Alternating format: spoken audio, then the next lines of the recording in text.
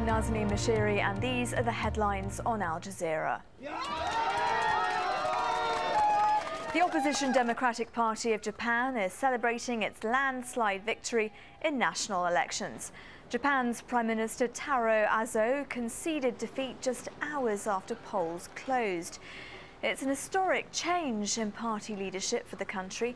The Conservative Party had ruled for almost all of the past 50 years. The government has pledged a lot in the campaign period leading up to these elections. It pledged to take on the heavy bureaucracy here. It pledged to rework the entire political system. It promised to pull this country out of the economic malaise that has hit this country for the past 2 decades. It promised to put more money into the hands of consumers. The big question is, will they have a big enough national budget to do this? Can they effectively tackle this bureaucracy that has essentially been the real rulers of this country for about 50 years? Steve Chow there in Tokyo. Officials in Pakistan's Swat Valley say at least 16 people have been killed in a bomb attack targeting a police training centre in Mingora.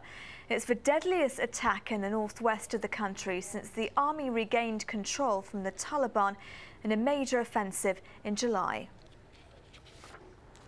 There are fresh accusations the British government put pressure on the Scottish Justice Minister to release the Lockerbie bomber from prison to improve oil trade with Libya. Leaked letters made it clear the release of Abdel Basit Ali al-Megrahi was in the overwhelming interests of the United Kingdom. Both parties have denied the accusations, saying he was released on compassionate grounds. Al Jazeera's Tim Friend reports.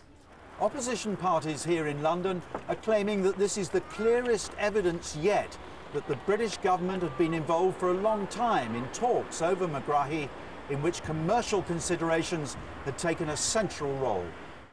Former Israeli Prime Minister Ehud Olmert has been indicted on corruption charges.